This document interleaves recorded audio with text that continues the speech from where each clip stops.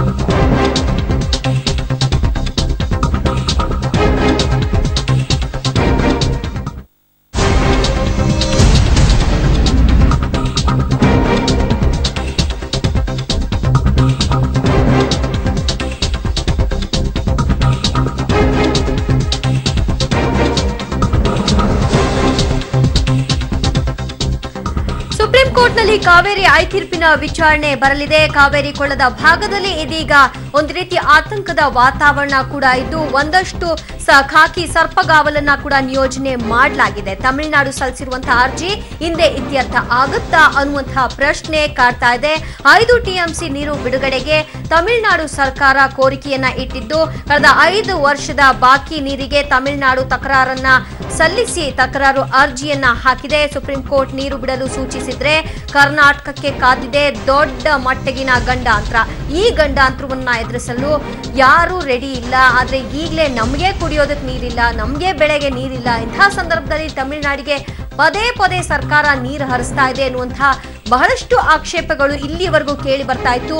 ಮುಂದೆ supreme court ಯಾವ ರೀತಿ ತೀರ್ಪನ್ನ ಕೊಡುತ್ತೋ ಅದರ ಮೇಲೆ ನಮ್ಮ ಜೀವನ ನಿಂತಿದೆ ಅನ್ನುವಂಥದ್ದು ರೈತರ ಅಳಲಾಗಿದೆ.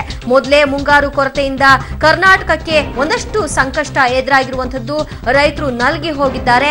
ಈಗಾಗಲೇ ಮಂಡ್ಯದಲ್ಲಿ ರೈತರಿಂದ ಪ್ರತಿಭಟನೆಗಳು ಕೂಡ ನಡೀಲಿಕ್ಕೆ ಸಿದ್ಧತೆಗಳು ಆಗಿವೆ. ಪ್ರತಿಭಟನೆ ಹತ್ತಿಕ್ಕಲು ಸಾವಿರಾರು ಪೊಲೀಸರ ಭದ್ರತೆಯನ್ನ ಕೂಡ ನಿಯೋಜನೆ ಮಾಡಲಾಗಿದ್ದು, ಒಂದಷ್ಟು ಹೋರಾಟಗಾರರನ್ನ ಆಲ್ರೆಡಿ ಅರೆಸ್ಟ್ ಕೂಡ ನಿನ್ನೆ ಮಾಡಿದ್ರು.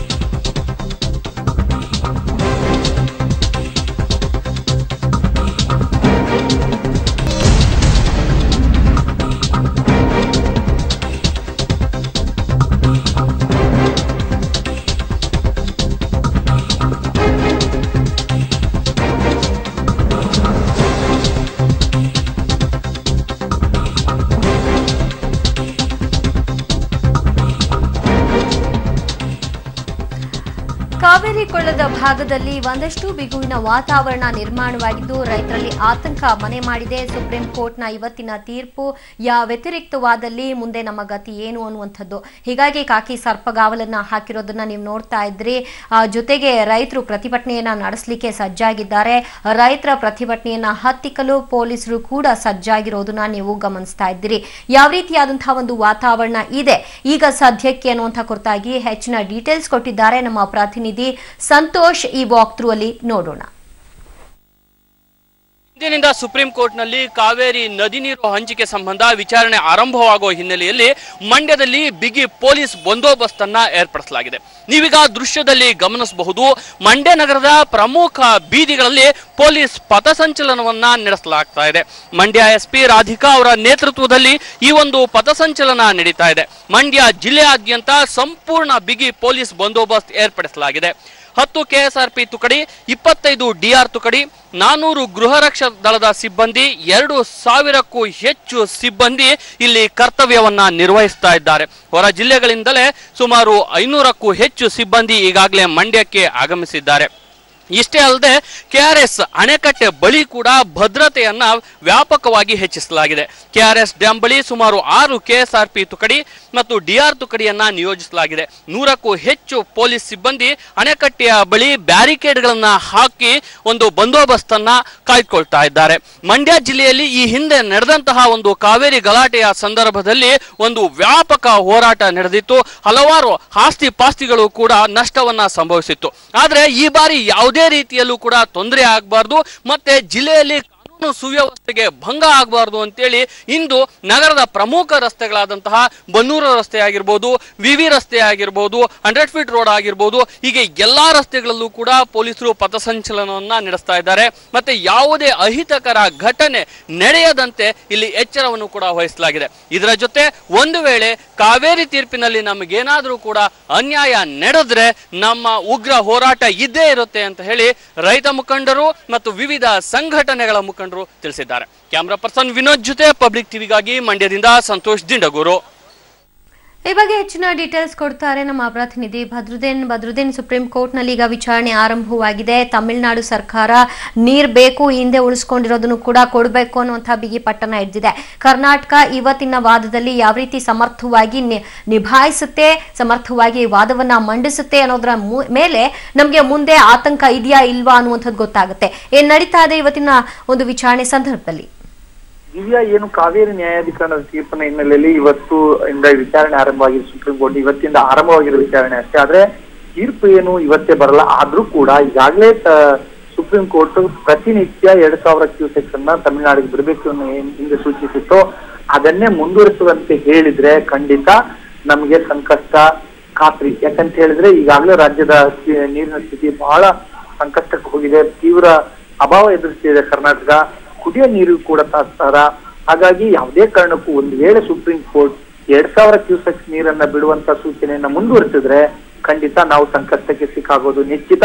ಹಾಗಾಗಿ ಇವತ್ತೇನು ಕಾವೇರಿ ನ್ಯಾಯಾಧಿಕರಣ ತೀರ್ಪಿನ ವಿಚಾರಣೆ ಆರಂಭವಾಗಿದೆ, ಅದು ನಿರಂತರವಾಗಿ ಮುಂದುವರಿಯುತ್ತೆ. ಸಾಕಷ್ಟು ದಿನ ನಡೀಬಹುದು ಅಂತಿಮ ತೀರ್ಪು ಬರಲಿಕ್ಕೆ.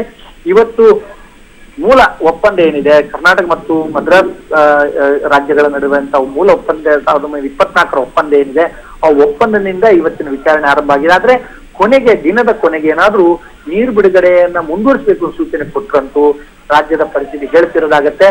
ಈಗ ಇರುವಂತದ್ದು ನಮ್ಗೆ ಭಯ ಏನಂದ್ರೆ ನೀರು ಬಿಡ್ಲಿಕ್ಕೆ ಸುಪ್ರೀಂ ಕೋರ್ಟ್ ಹೇಳುತ್ತಾ ಅನ್ನೋದು. ಆದ್ರೆ ಕರ್ನಾಟಕ ಇವೆಲ್ಲವನ್ನ ಎದುರಿಸಿ ಸಮರ್ಥವಾಗಿ ವಾದ ಮಾಡ್ಲಿಕ್ಕೆ ಸಿದ್ಧತೆ ಮಾಡ್ಕೊಂಡಿದೆ. ಪಾಲ್ಯ ನಾರಿಮೋಹನ್ ಅವರು ಕೂಡ ಸಿದ್ಧಗೊಂಡಿದ್ದಾರೆ.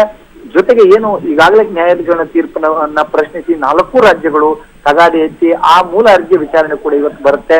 ಹಾಗಾಗಿ ನಮಗಿರೋ ಆತಂಕ ಏನು ಅಂತ ಹೇಳಿದ್ರೆ ಇವತ್ತು ಕೊನೆದಾಗಿ ಸುಪ್ರೀಂ ಕೋರ್ಟ್ ಏನು ಹೇಳುತ್ತೆ ಅನ್ನೋದು. ಯಾಕಂತ ಹೇಳಿದ್ರೆ ಸುಪ್ರೀಂ ಕೋರ್ಟ್ ಒತ್ತಡ ಹೇಗಿದೆ ಅಂದ್ರೆ ಇವತ್ತು ನಮ್ಮ ವಿಚಾರಣೆ 104ನೇ ಪ್ರಕರಣವಾಗಿ ವಿಚಾರಣೆಗೆ ಬರಬೇಕಾಗಿತ್ತು. 5ನೇ ಪ್ರಕರಣ ಆಗ್ತಾ ಇದ್ದಂಗೆ ತಮಿಳುನಾಡಿನವರ ಏನು ಒತ್ತಡ ಇತ್ತು, ಆ ಒತ್ತಡಕ್ಕೆ ಪುರಸ್ಕಾರ ನೀಡಿದಂತ ಸುಪ್ರೀಂ ಕೋರ್ಟ್ ತಕ್ಷಣ 104ನೇ ಪ್ರಕರಣವನ್ನ ತಕ್ಷಣ ಕೈಗೆತ್ತಿಕೊಂಡು ವಿಚಾರಣೆ ಆರಂಭ ಮಾಡಿರುವಂತ ಇದು ನಮ್ಗೆ ಒಂದು ರೀತಿಯಲ್ಲಿ ಆತಂಕ ಕಾರಣ ಆಗಿರುವಂತದ್ದು. ಹಾಗಾಗಿ ಕಾವೇರಿ ಕೊಳ್ಳದ ಜನರ ರೈತರು, ವಿಶೇಷವಾಗಿ ಈ ಭಾಗದ ಜನಪ್ರತಿನಿಧಿಗಳು, ರೈತರು ಮತ್ತು ಬೆಂಗಳೂರು ಅದನ್ನೇ ಅವಲಂಬಿಸಿರುವಂತ ಬೆಂಗಳೂರು ಕೂಡ ಈಗ ಆತಂಕಕ್ಕೆ ಅಂದ್ರೆ ಒಳಗಾಗುವುದು ಆಗ್ತದ ಅನ್ನೋ ಒಂದು ರೀತಿಯಲ್ಲಿ ಗೊಂದಲ ಆರಂಭ ಆಗಿದೆ. ಇನ್ನು ಮುಂಗಾರು ಮುಗಿಯೋದಕ್ಕೆ 2 ತಿಂಗಳು ಬಾಕಿ ಇದೆ. ಹೀಗಾಗಿ ಮುಂಗಾರು ಆದ್ರೂ ಆಗಬಹುದು ಅನ್ನುವಂಥ ನಿಟ್ಟಿನಲ್ಲಿ ತೀರ್ಪು ಕೊಟ್ಬಿಟ್ರೆ ಬಹಳಷ್ಟು ಆತಂಕ ಎದುರಾಗತ್ತಲ್ವಾ? ಈಗಿರುವಂತಹ ಡ್ಯಾಮ್ನ ಲೆವೆಲ್ 78.45ರಷ್ಟು. ಇದರಲ್ಲಿ ಕೇವಲ ನಮಗೆ ಕುಡಿಯೋದಕ್ಕಷ್ಟೇ ಯೋಗ್ಯವಾಗಿದೆ. ಅಲ್ಲಿ ಬೆಳೆಗೆ ಹರಿಸೋದು ಅಂತ ಅಂದ್ರೆ ಬಹಳಷ್ಟು ಕಷ್ಟಕರ ವಾತಾವರಣ. ಮುಂದಿನ ದಿನಗಳಲ್ಲಿ ಮಳೆ ಆಗುತ್ತೋ ಇಲ್ವೋ ಅದನ್ನ ಪ್ರಿಡಿಕ್ಟ್ ಮಾಡ್ಲಿಕ್ಕೂ ಕೂಡ ಆಗಲ್ಲ. ಹೌದು ದಿವ್ಯಾ, ಈಗ ನಮ್ಮ ಕರ್ನಾಟಕದ ಪರಿಸ್ಥಿತಿ ಹೇಗಿದೆ ಅಂತ ಹೇಳಿದ್ರೆ ಬೆಳೆಗೆ ನೀರು ಬಳಸ್ಕೊಳ್ಳೋದು ಅದು ಕೇವಲ ಮಡಿಕೆ. ನಮಗೀಗ ಏನ್ ಬೇಕು ಅಂದ್ರೆ ಸದ್ಯಕ್ಕೆ ಉಸಿರಾಡ್ಲಿಕ್ಕೆ ಮತ್ತೆ ಸದ್ಯಕ್ಕೆ ಬಳಸಲಿಕ್ಕೆ ಕುಡಿಯಲಿಕ್ಕಾದ್ರೂ ನೀರು ಬೇಕು. ಅದನ್ನ ಉಳಿಸ್ಕೊಳ್ಳೋಕೆ ಆಗಿ ನಾವೀಗ ಹೋರಾಟ ಮಾಡ್ತಾ ಇರುವಂತದ್ದು. ಇಡೀ ದೇಶದ ಅವರೇಜ್ ಸರಾಸರಿ ನೋಡಿದ್ರೆ ಬಹುತೇಕ ಕಡೆ ಒಳ್ಳೆ ಮಳೆ ಆಗ್ತಾ ಇದೆ. ದೇಶದಾದ್ಯಂತ ಒಳ್ಳೆ ಮಳೆ ಆಗ್ತಿದೆ. ಎಲ್ಲರೂ ಒಂದು ರೀತಿಯಲ್ಲಿ ಕೃಷಿ ಚಟುವಟಿಕೆ ತೊಡಗಿದ್ದಾರೆ. ಆದ್ರೆ ಕರ್ನಾಟಕದ ಪಾಲಿಗೆ ಇನ್ನೂ ಆ ಭಾಗ್ಯ ಬಂದಿಲ್ಲ. ಯಾಕಂತ ಹೇಳಿದ್ರೆ ಕರ್ನಾಟಕದಲ್ಲಿ ಇನ್ನೂ ನಿರೀಕ್ಷಿತ ಮಟ್ಟದ ಮಳೆ ಆಗ್ತಾ ಇಲ್ಲ. ಹಾಗಾಗಿ ಇನ್ನೊಂದಷ್ಟು ದಿನ ನೋಡಿ ಇನ್ನಷ್ಟು ಪ್ರದೇಶವನ್ನ ಬರಪೀಡಿತ ಪ್ರದೇಶ ಅಂತ ಘೋಷಣೆ ಮಾಡ್ಲಿಕ್ಕೆ ರಾಜ್ಯ ಸರ್ಕಾರ ಈಗ ಸಿದ್ಧತೆ ಮಾಡಿಕೊಂಡಿದೆ. ಏನು ಕೇಂದ್ರದ ನೆರವಿಗಾಗಿ ಹಸ್ತವನ್ನ ಚಾಚಿದೆ. ಆದ್ರೆ ಕಳೆದ ಬಾರಿ ನಾವೇನು ಬೆಳೆ ನಷ್ಟ ಆಗಿತ್ತು ಅಷ್ಟು ಪರಿಹಾರವನ್ನು ಕೂಡ ಪಡೆಯಲಿಕ್ಕೆ ನಾವು ವಿಫಲರಾಗಿದ್ದೇವೆ. ಆದ್ರೆ ಕನಿಷ್ಠ ಕುಡಿಯ ನೀರಿಗಾದ್ರೂ ನಾವು ಏನಾದ್ರು ಒಂದು ಹೋರಾಟ ಮಾಡ್ಲೇಬೇಕು ಅಂತ ಪಣ ತೊಟ್ಟಿರುವಂತ ಕರ್ನಾಟಕದ ನ್ಯಾಯವಾದಿಗಳ ತಂಡ ಈ ಬಾರಿ ಸಮರ್ಥವಾಗಿ ವಾದ ಮಂಡಿಸಿ ಕನಿಷ್ಠ ಕುಡಿಯೋ ನೀರನ್ನಾದ್ರೂ ಉಳಿಸ್ಕೋಬೇಕು ಅನ್ನೋ ಹೋರಾಟವನ್ನ ಮಾಡ್ಬೇಕಾಗತ್ತೆ. ಹಾಗಾಗಿ ಸುಪ್ರೀಂ ಕೋರ್ಟ್ ಮೂಡ್ ಹೇಗಿದೆ, ಯಾವ ರೀತಿ ಕನ್ವಿನ್ಸ್ ಮಾಡ್ತಾರೆ ಅನ್ನೋದೇ ನಮ್ಮ ಮುಂದಿರುವಂತಹ ಪ್ರಶ್ನೆ. ಹಾಗಾಗಿ ಈಗ ನಮ್ಮ ಆತಂಕ ಏನು ಅಂತ ಹೇಳಿದ್ರೆ ದೇಶದಾದ್ಯಂತ ಸರಾಸರಿ ಹೋಲಿಸಿದಾಗ ಕರ್ನಾಟಕದ ಮಳೆಯ ಪ್ರಮಾಣ ತುಂಬಾ ಕಡಿಮೆ ಇದೆ. Okay, yes, thank you Badruddin ನಿಮ್ಮೆಲ್ಲ ಮಾಹಿತಿಗೆ. ಒಂದು ಬ್ರೇಕಿಂಗ್ ನ್ಯೂಸ್ ಬರ್ತಾ ಇದೆ, ನೋಡೋಣ.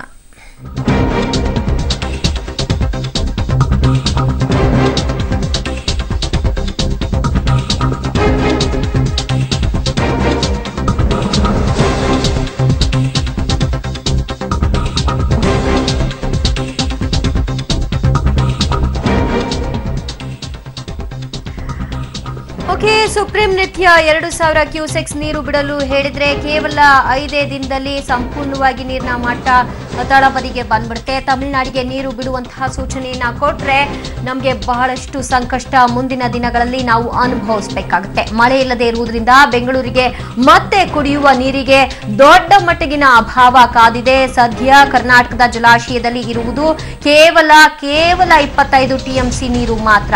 ಹಾಗೊಂದು ವೇಳೆ 2000 ಕ್ಯೂಸೆಕ್ ನೀರನ್ನ ಹರಿಸಿ ಅನ್ನೋದೇ ಆದ್ರೆ ಒಂದೇ ದಿನಕ್ಕೆ ಎಲ್ಲವೂ ಹರಿದು ಹೋಗುತ್ತೆ.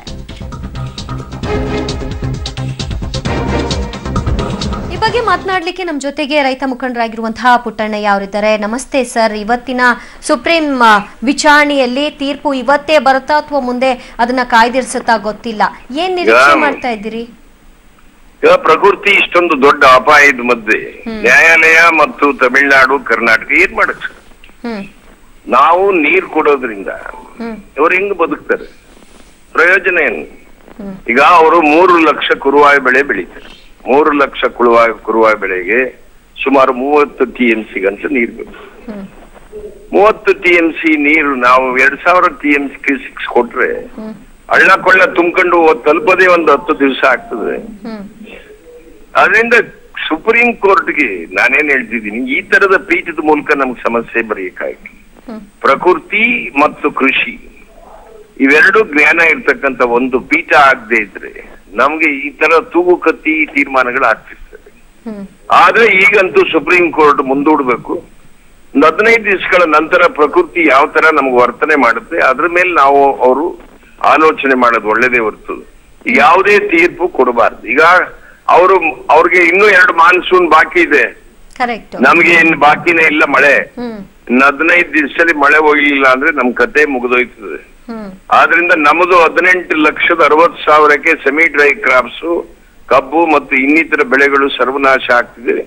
ಸುಮಾರು ನಮ್ಮಲ್ಲಿ ಹೆಚ್ಚು ಕಮ್ಮಿ ಒಂದು 30-25 ಲಕ್ಷ ಜಾನುವಾರುಗಳಿವೆ, ಎಲ್ಲ ನಾಶ ಆಗ್ತಕ್ಕಂಥ ಪರಿಸ್ಥಿತಿ ಸೃಷ್ಟಿ ಆಯ್ತದೆ.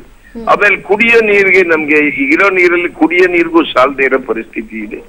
ಅದರಿಂದ ಸುಪ್ರೀಂ ಕೋರ್ಟ್ಗೆ ಮನವರಿಕೆ ಮಾಡ್ಕೊಡ್ಬೇಕು. ಮತ್ತೆ ಇನ್ನೊಂದು ಕಡೆ ಮಾತು ಹೇಳ್ತಿದ್ದೀನಿ, ಈ ಸಮಸ್ಯೆ ಇನ್ನು 100 ವರ್ಷ ಆದ್ರೂ ಬಗೆಹರಿಸಕ್ಕಾಗಿಲ್ಲ. ಮಾತುಕತೆ ಬಿಟ್ರೆ ನೋ ಆಲ್ಟರ್ನೇಟ್. ಮಾತುಕತೆಗೆ ಬಗ್ಬಿಡುತ್ತೆ ತಮಿಳುನಾಡು ಸರ್ಕಾರ ಅಂತ ಅನ್ಸುತ್ತಾ ಸರ್?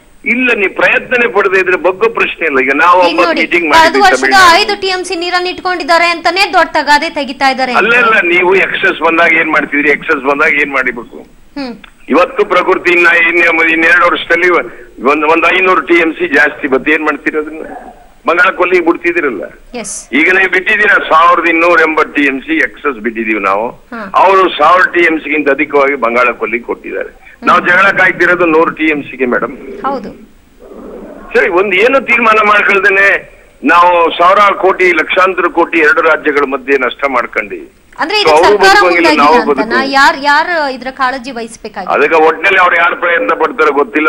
ನಾವಂತೂ ಒಂದು ಮೂವ್ಮೆಂಟ್ ಸ್ಟಾರ್ಟ್ ಮಾಡ್ತೀವಿ, ಕಾವೇರಿ ಫ್ಯಾಮಿಲಿ ಮೂವ್ಮೆಂಟ್ ಸ್ಟಾರ್ಟ್ ಮಾಡ್ತೀವಿ. ಇಲ್ಲದೆ ಇದ್ರೆ ಕಷ್ಟ ಆಗುತ್ತೆ. ಯಾವಾಗಿಂದ ಸರ್ ಈ ಮೂವ್ಮೆಂಟ್ ಸ್ಟಾರ್ಟ್ ಆಗೋದು? ಈಗ ನಾವು ಇದುವರೆಗೂ ಮಾಡಿದ್ವಿ, ಮೌನವಾಗಿದ್ದೀವಿ. ಹೌದು, ನಾನು ಒಂದು ಮೀಟಿಂಗ್ ಕರೆಯಕ್ಕೆ ತಮಿಳ್ನಾಡು ನಾವಿಬ್ರು ಚರ್ಚೆ ಮಾಡ್ತೀವಿ, ಸ್ವಲ್ಪ ತಿಳಿ ವಾತಾವರಣ ಬರ್ಲಿ ಅಂತ ಕಾಯ್ತಾ ಇದ್ವಿ.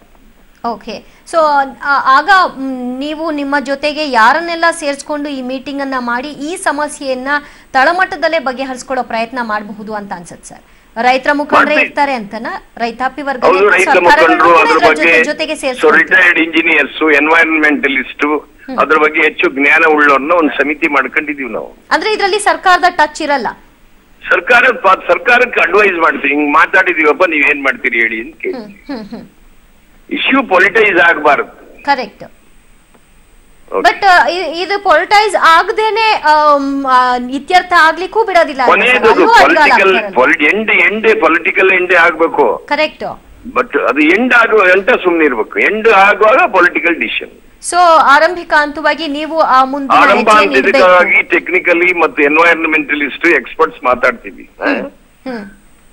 ನಾವೇನಾಗಿದ್ದೀವಿ ಅಂದ್ರೆ ಮಾತೇ ಆಡದೆ ಸಮಸ್ಯೆ ಹೆಂಗ್ ಬಗೆಹರಿಸ್ತೀರಿ ಮೇಡಮ್? ಈ ತರದ ಸಮಸ್ಯೆ 200 ದೇಶಗಳಲ್ಲಿದೆ. 200 ದೇಶಗಳಲ್ಲಿ ಮಾತುಕತೆ ದೇಶಕ್ಕೆ ಆಡ್ಕೊಂಡ್ ಈಗ ಸೊ ಈ ಅಮೆರಿಕಾದಲ್ಲಿ ಈ ತರದ 4 ರಾಜ್ಯಗಳು ಹಂಚ್ಕೊಂಡು ಉಳ್ತಕ್ಕಂತ ಕೆಲಸ ಆಯ್ತು. ಏನ್ ಮಾಡೋದು? ಈ ತರದ್ದು ಬಹಳ ಸಮಸ್ಯೆಗಳಿವೆ. Over dam ಕಟ್ಟವ್ರೆ. 4 ರಾಜ್ಯಗಳು ಹಂಚ್ಕೊಂಡು ಮಾತಾಡ್ಕೊಂಡು. ಅಲ್ಲ ಸರ್, ನೀವಂತೀರಿ ಸರ್ಕಾರದ ಲೆವೆಲ್ಗೆ ಹೋಗೋಕ್ಕೂ ಮೊದಲು ರೈತ ಮುಖಂಡರೆಲ್ಲೂ ಸೇರ್ಕೊಂಡು ಸಮಾಲೋಚನೆ ಮಾಡಿ ಮಾತುಕತೆ ಮೂಲಕ ಬಗೆಹರಿಸ್ಕೊಳ್ಬಹುದು. ಸಚಿವ ಎಂ ಬಿ ಪಾಟೀಲ್ರನ್ನ ಕೇಳಿದ್ರೆ, ಕೇಳಿಸ್ಕೊಳ್ಳಿ ಸರ್ ಒಂದ್ ನಿಮಿಷ, ಜಾಸ್ತಿ ತಲೆ ಕೆಡ್ಸ್ಕೊಳಕ್ ಹೋಗ್ಬೇಡಿ ಅಂತಾರೆ. ಇವ್ರ ಈ ರೀತಿ ಉಪದೇಶಗಳು ಏನ್ ಹೇಳ್ಬೇಕು ಅರ್ಥ ಆಗ್ತಿಲ್ಲ. ಇಲ್ಲ, ಹಂಗ ಹೇಳ್ಬಾರ್ದು. ಬಾರಿ ಎಲ್ಲರಿಗೂ ತಲೆನೋವು ತೆಗೀಗ. ಕರ್ನಾಟಕದಲ್ಲಿರ್ತಕ್ಕಂಥ ಕಾವೇರಿ ಬೇಸಿನ್ನಲ್ಲಿ ಸಮಸ್ಯೆ ಎಲ್ರಿಗೂ ಉಲ್ಬಣ ಆಗಿದೆ. ಪರಿಸ್ಥಿತಿ ಕಷ್ಟ ಇದೆ. ಬರೀ ಕೃಷಿ ಮತ್ತು ಕುಡಿಯ ನೀರು ಮತ್ತು ಇಂಡಸ್ಟ್ರಿ ಮತ್ತು ಎಲ್ಲ ಬಿಸ್ನೆಸ್ ಎಲ್ಲವೂ ನೀರ್ ಮೇಲೆ ನಿಂತಿರೋದು. ಈಗ ನೋಡಿ, ಉದಾಹರಣೆಗೆ 2 ವರ್ಷ ಆಯ್ತು ಕಳಸಾ ಬಂಡೂರಿಗೆ. ಈ ದೇಶದ ಪ್ರಜಾಪ್ರಭುತ್ವದಲ್ಲಿ ಬ್ರಿಟಿಷ್ನವ್ರು ಇದ್ರೆ ಕರೆದು ಮಾತಾಡ್ತಿದ್ರು, ಏನೋ ಕಾರಣ ಏನು 2 ವರ್ಷ ಆದ್ರೂ ಮೇಡಮ್, 2 ವರ್ಷ ಒಂದ್ ಚಳುವಳಿ ನಡೆದ್ರು. ಒಂದ್ 9 TMC ನೀರ್ನ ಕುಡಿಯಕ್ ನೀರ್ನ ಇನ್ನೂ ಮಾತಾಡಕ್ ಆಗಿಲ್ಲ ಅಂದ್ರೆ ಫೆಡರಲ್ ಸಿಸ್ಟಮ್ ಅಲ್ಲಿ ಯಾರ ಜೊತೆ ಮಾತಾಡ್ಬೇಕಂಗಾರ ನಾವು? ಕರೆಕ್ಟ್. ಈಗ ಇದಕ್ಕೆ ರಿಯಾಕ್ಟ್ ಮಾಡಿ ಅಂತಂದ್ರೆ ಬೇಜವಾಬ್ದಾರಿ ಉತ್ತರ ಕೊಡ್ತಾರೆ ಎಂ ಬಿ ಪಾಟೀಲ್ರು.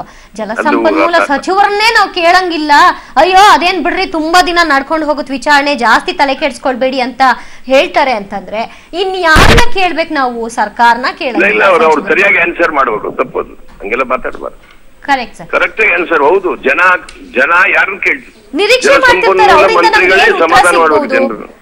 ಆ ನಿಟ್ಟಿನಲ್ಲಾದ್ರೂ ನಮಗ್ ಸಮಾಧಾನ ಆಗುವಂತ ಮಾತುಗಳನ್ನ ಆಡ್ತಾರ ಅಂತ ನಿರೀಕ್ಷೆ ಮಾಡ್ತಿರ್ತಾರೆ ಜನ.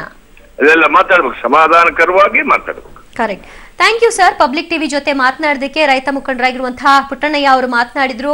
ಮುಂದಿನ ದಿನಗಳಲ್ಲಿ ಮಾತುಕತೆ ಮೂಲಕ ಇದನ್ನ ಬಗೆಹರಿಸ್ಕೊಳ್ಬೇಕು. ಆ ನಿಟ್ಟಿನಲ್ಲಿ ಯಾರು ಹೆಜ್ಜೆ ಇಟ್ಟಿರ್ಲಿಲ್ಲ. ಈಗ ನಾವೇ ಅದಕ್ಕೆ ಒಂದಡಿ ಮುಂದೆ ಹೋಗೋಣ, ಮುಂದೆ ಹೋಗಿ ಇದನ್ನ ಯಶಸ್ವಿಗೊಳಿಸೋಣ ಅಂತ ಅಂತಿದ್ದಾರೆ. ಯಾವಾಗಿಂದ ಕಾರ್ಯರೂಪಕ್ಕೆ ತರ್ತಾರೆ ಕಾದು ನೋಡೋಣ.